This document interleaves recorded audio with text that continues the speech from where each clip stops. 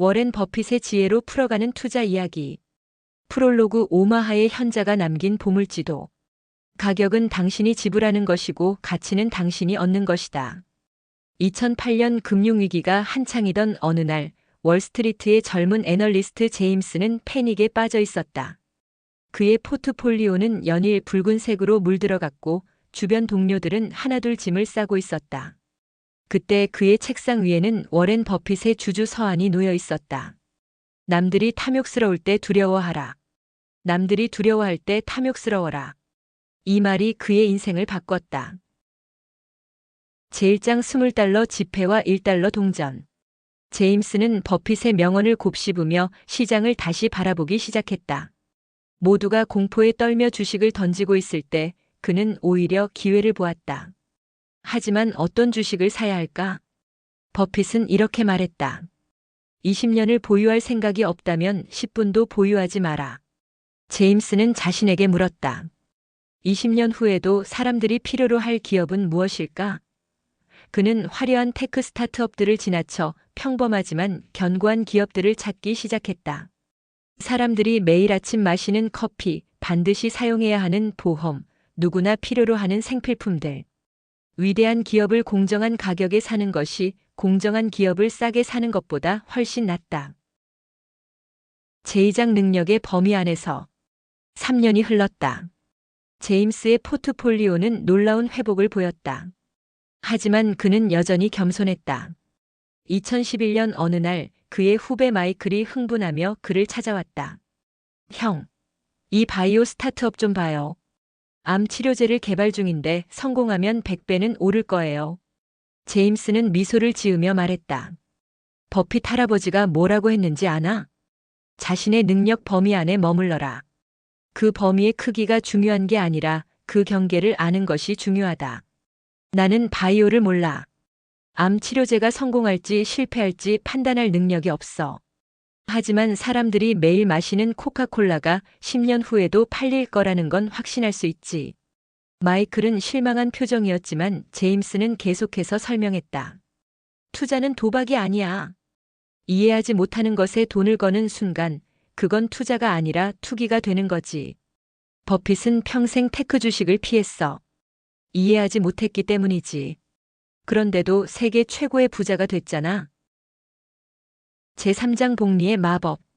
제임스가 가장 좋아하는 버핏의 말이 있었다. 인생은 눈덩이와 같다. 중요한 것은 젖은 눈과 긴 언덕을 찾는 것이다. 그는 매달 수입의 30%를 꾸준히 투자했다. 화려한 수익률을 쫓지 않았다. 연 15%만 되면 충분했다. 친구들은 그를 비웃었다. 15%? 내 친구는 비트코인으로 작년에 300% 벌었다고. 하지만 제임스는 흔들리지 않았다. 그는 계산기를 꺼내 친구에게 보여줬다. 좋아, 계산해보자. 내 친구는 작년에 300%를 벌었어. 하지만 그 다음에는 매년 그렇게 벌 수 있을까? 반면 나는 15%씩 20년을 벌 거야. 1억으로 시작하면 20년 후에는 16억이 돼. 평범한 수익률이지만 시간이 마법을 부리는 거지. 복리는 세계 8대 불가사의다. 버핏은 이렇게 말했다. 제4장 실수로부터 배우다. 하지만 제임스도 실수를 했다.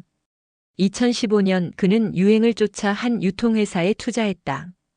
분석도 제대로 하지 않은 채 주변 사람들이 좋다고 하니까 샀다. 결과는 참담했다. 6개월 만에 투자금의 40%가 날아갔다. 그날 밤 그는 다시 버핏의 말을 읽었다. 리스크는 자신이 무엇을 하고 있는지 모르는 데서 온다. 당신은 맞을 필요가 없다. 단지 틀리지 않으면 된다. 제임스는 깨달았다. 자신이 무엇을 사는지 제대로 이해하지 못했다는 것을. 그는 손실을 인정하고 주식을 팔았다. 그리고 다시 기본으로 돌아갔다. 룰 넘버 1. 첫째, 절대 돈을 잃지 마라. 룰 넘버 2. 절대 첫 번째 규칙을 잊어버리지 마라. 이 실수는 그를 더 현명한 투자자로 만들었다. 제5장 인내의 가치. 2020년 코로나 팬데믹이 왔다. 또다시 시장은 공포에 휩싸였다. 제임스의 후배들은 다시 그를 찾아왔다. 형, 이번엔 정말 다른 것 같아요. 세상이 멈췄어요. 팔아야 하지 않을까요? 제임스는 창밖을 보며 말했다. 주식시장은 조급한 사람에게서 인내심 있는 사람에게로 돈이 이동하는 장치다. 버핏의 말이야. 사람들은 여전히 먹고 마시고 생활해야 해. 우리가 보유한 기업들의 근본적인 가치가 바뀐 게 아니야. 단지 시장이 일시적으로 공포에 빠진 거지. 그는 오히려 추가 매수를 했다. 우량 기업들이 터무니없이 싼 가격에 거래되고 있었다. 기회는 자주 오지 않는다. 그러니 황금비가 내릴 때는 양동이를 내놓아라. 숟가락이 아니라. 에필로그 가장 위대한 투자. 2024년 제임스는 이제 중년이 되었다. 그의 투자는 성공적이었다. 하지만 그가 가장 자랑스러워하는 것은 돈이 아니었다.